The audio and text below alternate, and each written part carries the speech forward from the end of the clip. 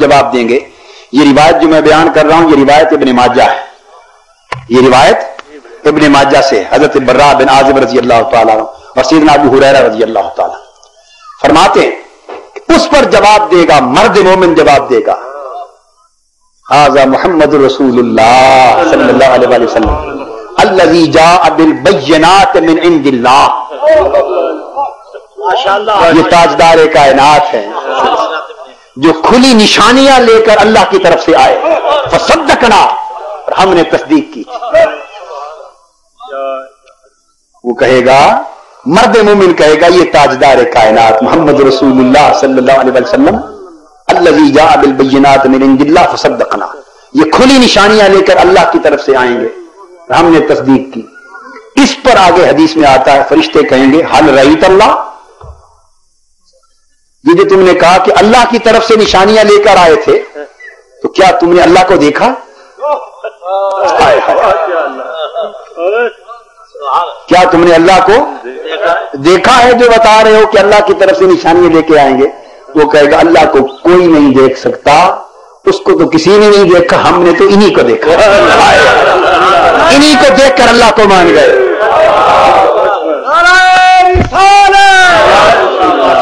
مرد مومن کہے گا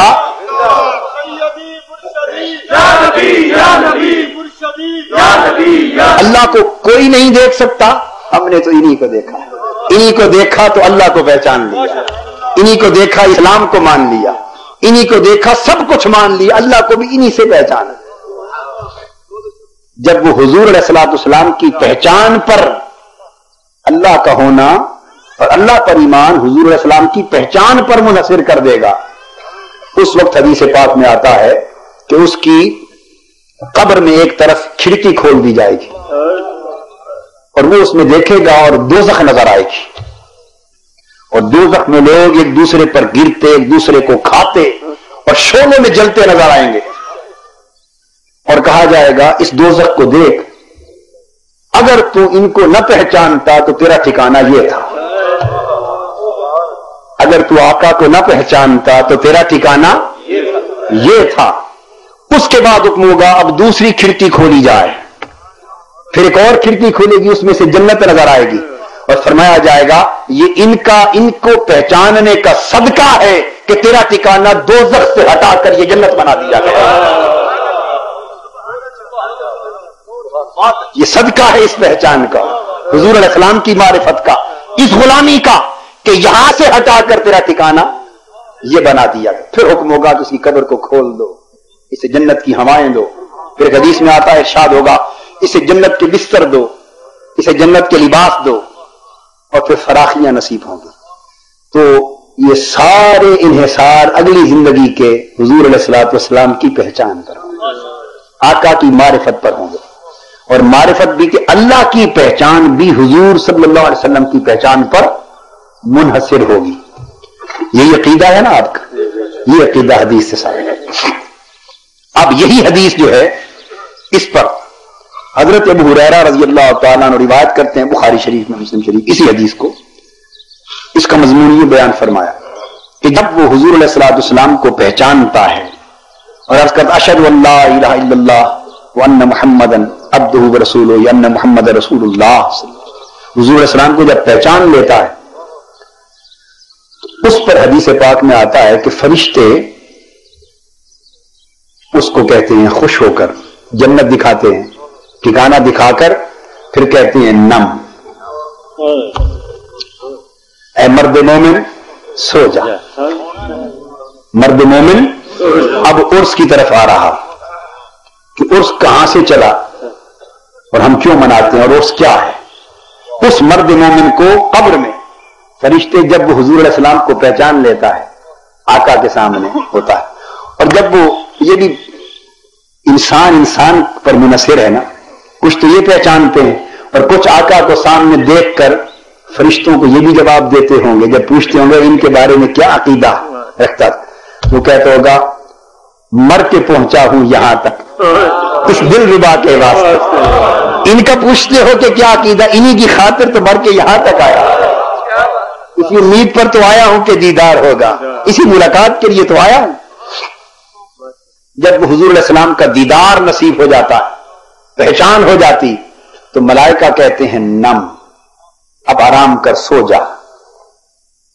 اس پر وہ مرد مومن جواب دیتا ہے نہیں، وہ جواب دیتا ہے ارجعوا فاخبروا اہلی، ارجعوا الی اہلی فاخبروا، وہ جواب دیتا ہے کہ نہیں میں سوتا نہیں ہوں، بس تم فارغ ہو گئے، وہ مجھے فارغ کر دیا، میں اب واپس جاتا ہوں گھر اور گھر والوں کو بتاتا ہوں کہ میں نے آقا کو دیکھ لیا۔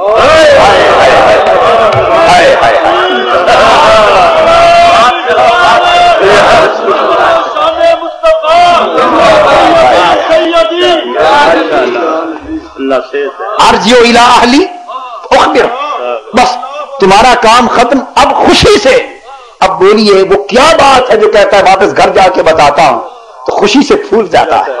مرد مومن خوشی سے سماتا نہیں، مرد مومن اپنی مراد زندگی پا لیتا ہے، اپنا مقصود وفات پا لیتا ہے، اور اس لمحے کو پا لیتا ہے کہ جس لمحے کے لیے سارا سفر حیات طے کر کے قبر تک پہنچا۔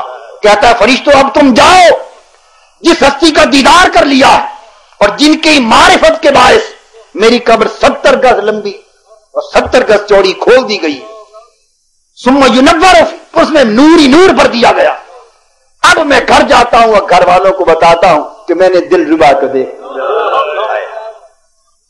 میں نے محبوب کو تک لیا، گھر جا کر بتاتا ہوں۔ فرشتے سمجھ جاتے یہ مومن ہے، یہاں ٹکنے والا۔ تو اس حدیث سے کیا معلوم ہوا؟ ایک نقطہ اگلا سمجھانا، پہلے نقطہ سمجھایا تھا وہ ہر قبر والا سنتا ہے، ہر قبر والا سنتا ہے۔ اب اگلی بات حدیث وہی ہے، اب جب وہ کہتا ہے کہ ارجعوا الی اہلی فاخبروا، میں گھر جاتا ہوں اور گھر والوں کو بتاتا ہوں کہ میں نے آقا کو تک لیا ہے، اس سے یہ پتا چلا کہ وہ زندہ ہوتا ہے، اور نہ صرف زندہ ہوتا ہے بلکہ اسے اپنی حیات کا اتنا شعور ہوتا ہے کہ وہ سوچتا ہے کہ چاہوں تو گھر بھی جا سکتا ہوں، اسے یہ شعور ہوتا ہے کہ چاہوں تو گھر بھی جا سکتا ہوں۔ اور یہی کچھ اولیاء اللہ کرتے رہتے، مریدوں کی خبر رکھتے ہیں، نگہداشت رکھتے ہیں، فیضان دیتے ہیں، رہنمائی کرتے ہیں، خوشخبریاں دیتے ہیں، روکتے ہیں، منع کرتے ہیں، پوری نگرانی کرتے ہیں، اس لیے کہ اللہ پاک انتقال کے بعد انہیں یہ مقام و مرتبہ عطا فرما دیتا ہے۔ قرآن مجید حدیث پاک تو ملائکہ کہتے ہیں کہ نہیں، ابھی پہلے کہا تھا صرف نم، سو جائیں، وہ کہتا نہیں سونے کے لیے نہیں آیا، جا کے گھر خوشخبری سنا آتا ہوں۔ پھر ملائکہ کہتے ہیں، وہ سمجھ جاتے ہیں، وہ کہتے ہیں نم کا نومت العروس الذی لا یوقظہ الا حب اہلہ الیہ، کہتے ہیں پہلی رات کی دلہن کی طرح سو جا، نم کا نومت العروس، پہلی رات کی دلہن کی طرح سو جا، وہ دلہن جسے سوائے اس کے محبوب کے کوئی جگہ نہیں سکتا، سوائے اس کے محبوب کے کوئی جگہ، اس پہلی رات کی دلہن کی طرح سو جا۔ اب حضور علیہ السلام نے یہ کلمات فرما دیے اور آپ پر چھوڑ دیا کہ جتنا عقل اور جتنا شعور ہو سمجھتے رہیں اس کے اندر کیا کیا راز۔ نم کا نومت العروس، سو جا کیسے؟ جیسے پہلی رات کی دلہن سوتی۔ تو پہلا سوال تو یہ ہے کہ کبھی پہلی رات کی دلہن بھی سوئی؟ بولیے۔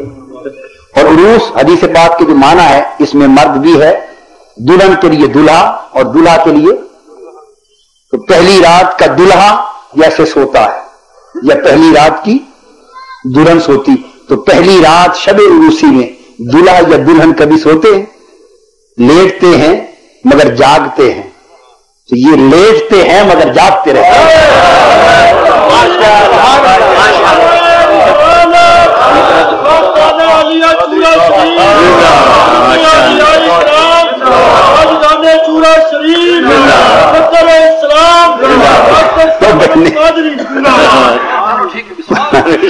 یہ کہنا کہ معاذ اللہ یہ مر گئے اور کچھ نہ رہا، اتنا ظلم ہے۔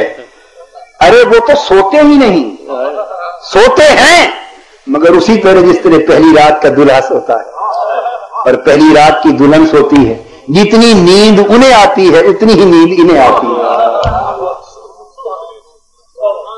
جتنے بے خبر وہ ہوتے ہیں پہلی رات کا دلہا اور دلہن، اتنے ہی بے خبر یہ ہوتے ہیں۔ اور